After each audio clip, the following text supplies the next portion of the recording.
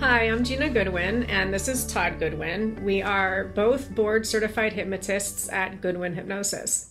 And our primary specialty when working with clients is to resolve unresolved emotional trauma and all of the emotional and behavioral effects and consequences. In other words, everything from anxiety, panic attacks, addictions, unwanted behaviors, obesity, and any number of issues. Really, a lot of that comes from unresolved trauma, which is an epidemic, and that's one of the things we want to talk about today.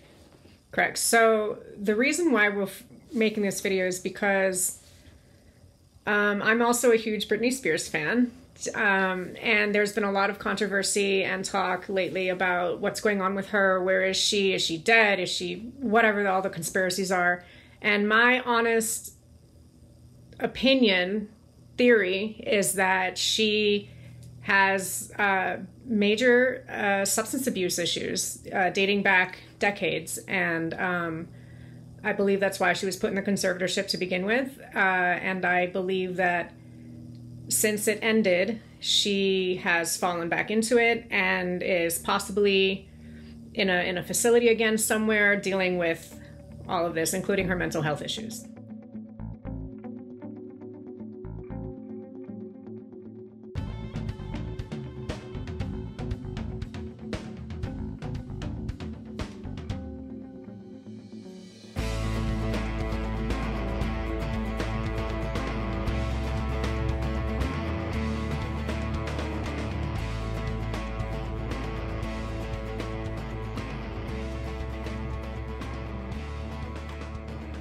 There are two schools of thought. One is kind of seeing everything in black and white, and this is generally where the Free Britney movement has gotten behind this conspiracy theory. And what's interesting is that her being diagnosed with bipolar disorder, bipolar is very black and white. So that's going to be her thinking, and that's what's going to lead her fans into being black and white as well. Right. And a lot of the topics that we're talking about today, we have separate videos going into each one in more detail on our channel.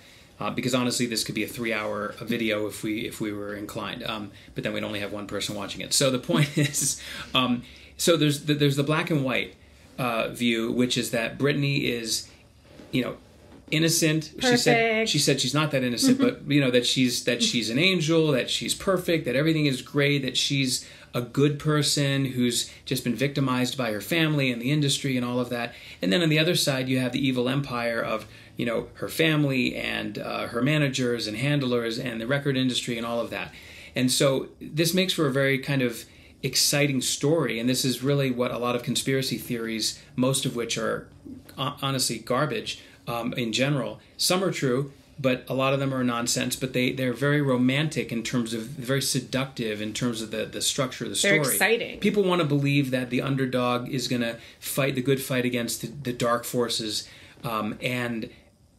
That's not reality. Reality is much more gray. It's all on a spectrum. And so, you mentioned briefly these points you have supporting the idea of her having a drug issue again, is that people, it's a messy situation when you're dealing with family, money, industry, all these different factors. And so it makes much more sense that she just has unresolved emotional issues that we're going to touch on that would explain why she has substance use issues. And that maybe, as much as her family and managers may have done some things that we might consider extreme or wrong or illegal, ultimately it's very possible that they were looking out for her best interest, even though she will swear that they're evil and they're trying to ruin her life.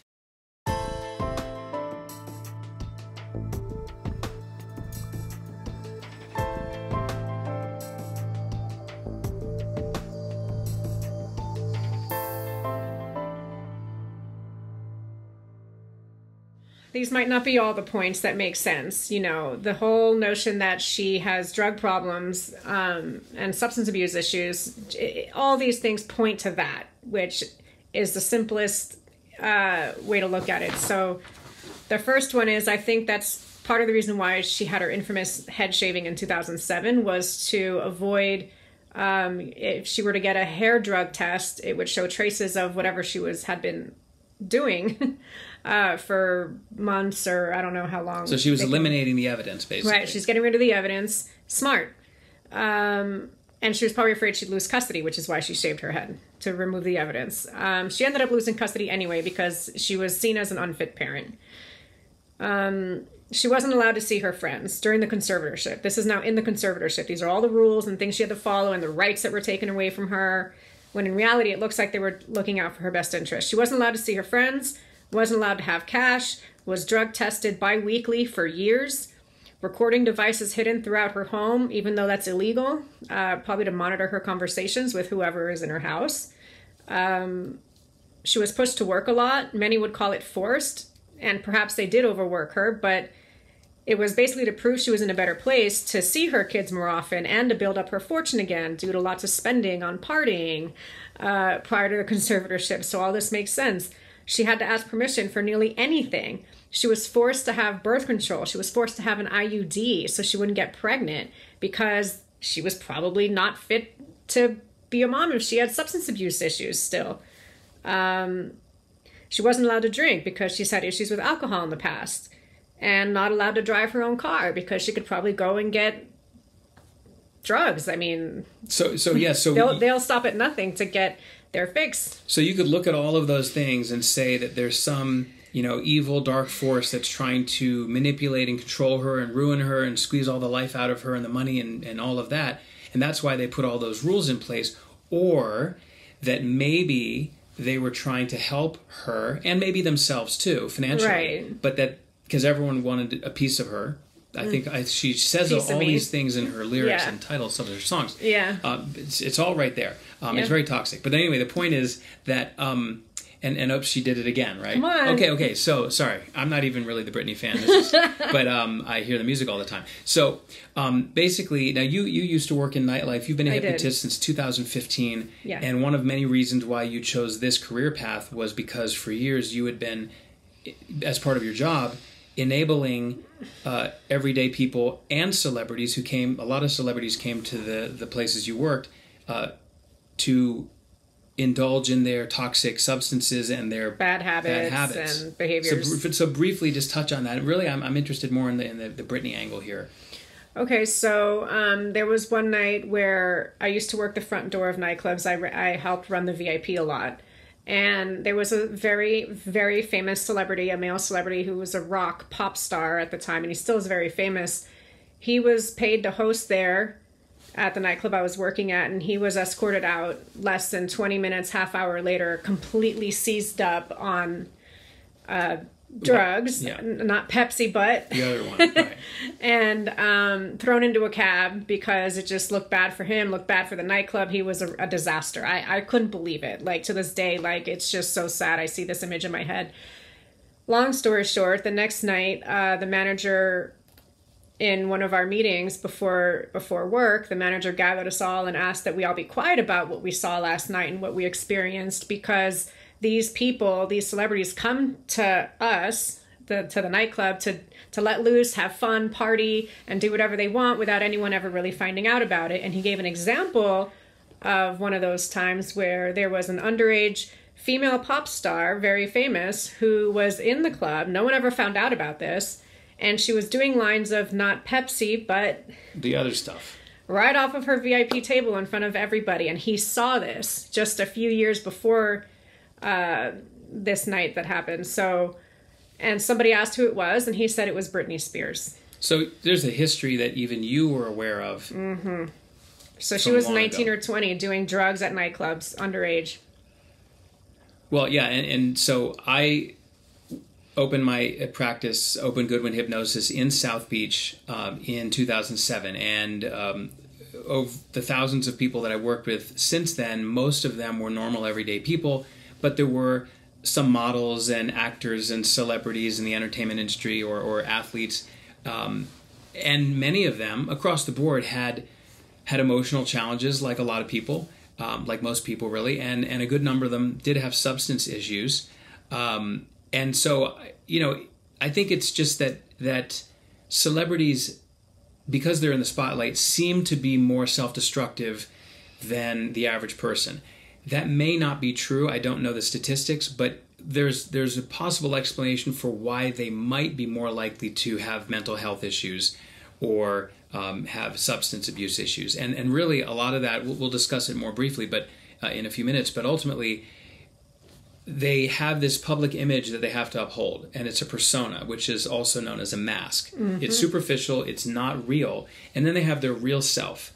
And there's a lot of pressure to maintain whatever image that has been crafted based on their producers, themselves, and their audience that expects them to be a certain way. And the greater the distance between their real reality and their image, the more anxiety and the more stress that puts them under. It's like an internal conflict. Right, and one way for them to alleviate that, of course, is to use alcohol, drugs, and other high-risk behavior. So even excessive shopping, spending,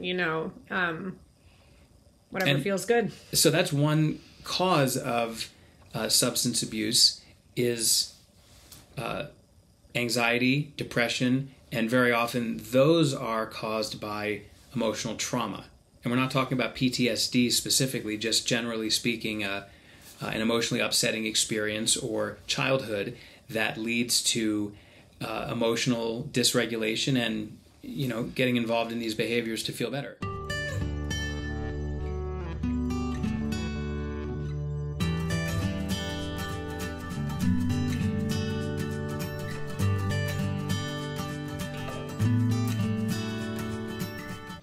An example, a good way to look at that also is, Britney Spears, she grew up in a pretty traumatizing environment for a child. She grew up, one, in a very low-income household in a trailer park. Two, there was domestic violence in her house. And three, there were also substance abuse issues in her house. So, all those things are very traumatizing to children, and statistically, they are correlated with mental and behavioral problems as an adult. Like there's a direct connection. So ultimately, emotional distress from any cause and lack of fulfillment are two prime factors for leading to addiction and behavioral health issues in general. And all of this is really preventable if the emotional trauma, which is the root issue in many cases, is effectively cleared.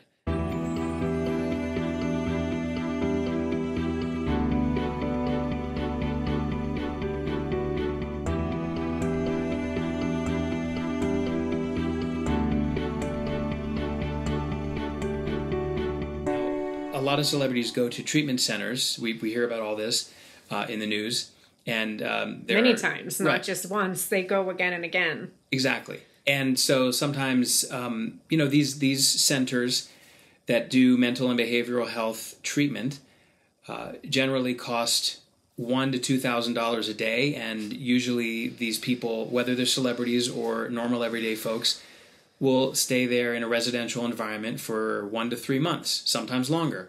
And so we're talking tens of thousands of dollars. And prepare yourself, the industry-wide success rate is 10 to 15% for that amount of investment. We have been to conferences for addiction conferences. We know several people who own or have been CEOs of these groups. And we have met many other people, some of whom confide to us in private that it's true, they do struggle to get good long-term results with their patients, and most don't.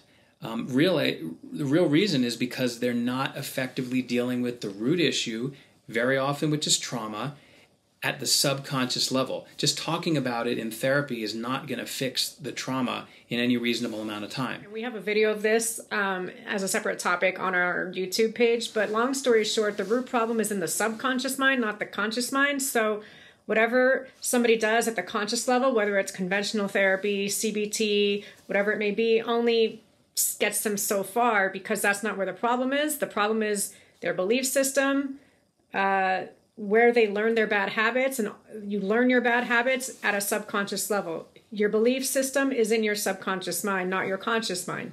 So in a nutshell, that's really getting to the root of the problem, right, and shifting that at a subconscious level, which is what we do. Exactly.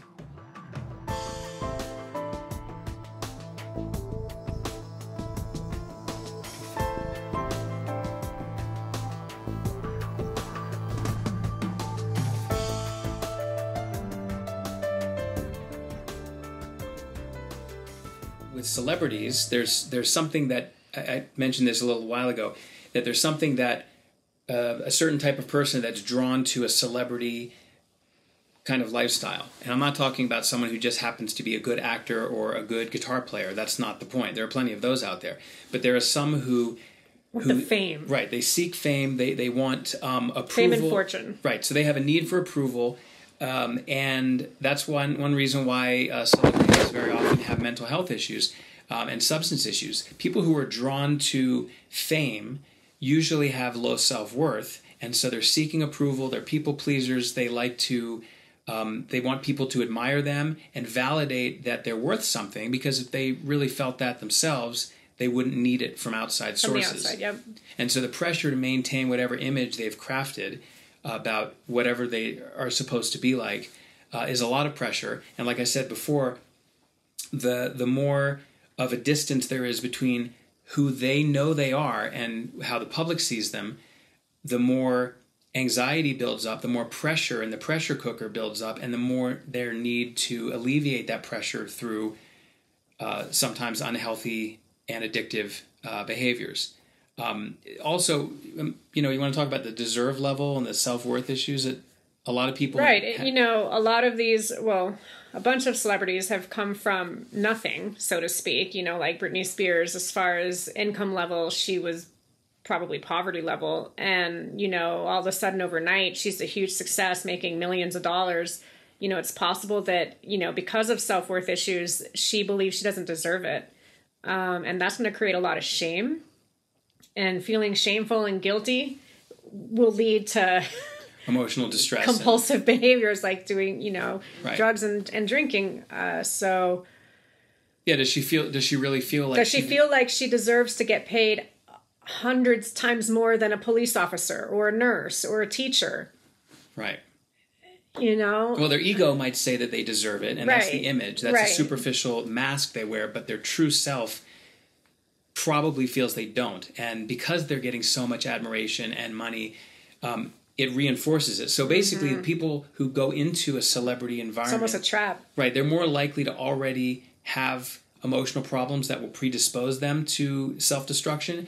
Then the pressure and the fakeness of the celebrity world makes it even worse. So they start off at a disadvantage, and then they end up even worse. And that might be one reason why there's so much more of this in the celebrity world, it seems, than the average, everyday person.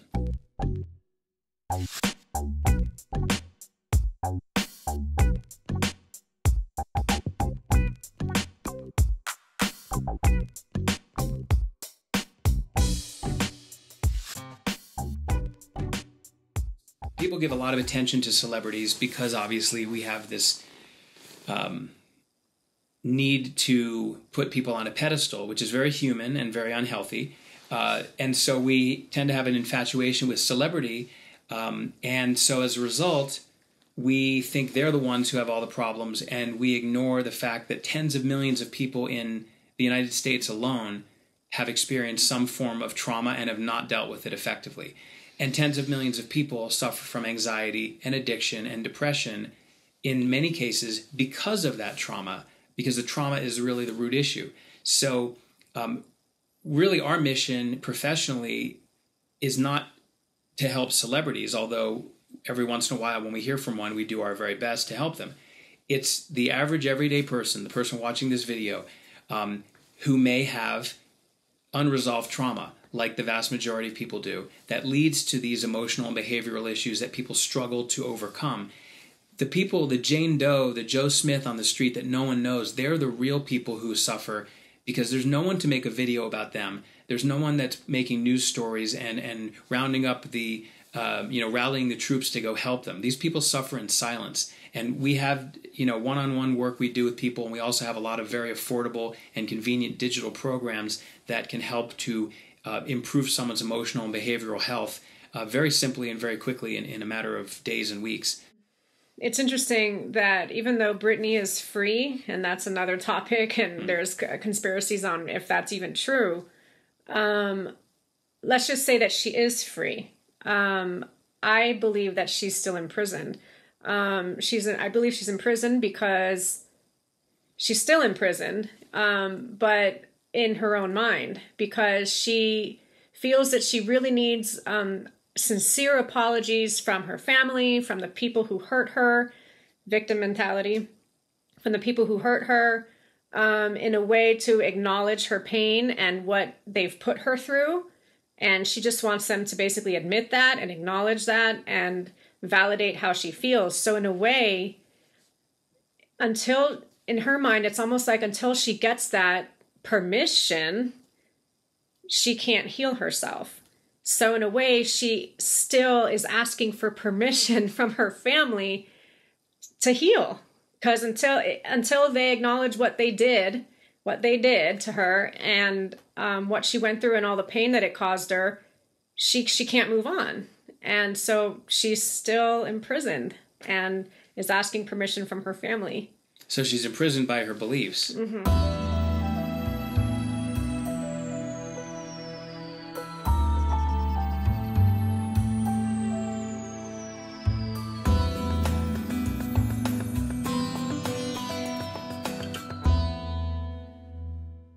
When underlying limiting beliefs or unhealthy beliefs, when underlying emotional trauma is dealt with effectively, subconsciously, whether it's through hypnosis or NLP or any of those things that work at the subconscious level, it's actually fairly easy in most cases to resolve these things in a short amount of time. It doesn't take months, it doesn't take years, it doesn't take a lot of discomfort and a lot of effort. Right, it's not a grueling process. Right. It can actually be fun. I've had clients say that it was actually fun to resolve their issues. Yeah, for sure. So, if you're struggling with any of these issues, large or small, major or minor, then just realize that you can overcome these issues. You're not doomed to suffer and cope for years and decades simply because something happened a long time ago or a short time ago that set you on a different path than you want to be on in your life. It is possible, and ultimately we believe everyone has a right to be free of that, and it's everyone's responsibility to free themselves. So hopefully Britney will free herself internally, even if she's already been freed externally. Yeah. And hopefully really get to the root of the issue, because no matter what people might have been told, you don't have, once you're an addict, you're always an addict is not necessarily true. And that's where a lot of people get stuck as well. So you're not what you do, you're not your behavior. Right. So it's not that she's an addict. She just has addictive tendencies because of her unresolved emotional issues. Right. And we have another video on that about the identity is really what reinforces behavior. If someone believes they're an alcoholic, believes they're an addict, or a smoker, right, and they'll never change because that's their identity, then their behavior is going to go back to that identity. Anyway. So that we have a lot more to say about that, but that's in a different video. So hopefully you found this useful. Please like and subscribe, and you'll be notified when we have more videos about this topic, whether it's specifically Britney as an example of some of these issues, or other educational videos that we usually do relating to, emotional and behavioral challenges and trauma. All right. Cool. Bye. Bye.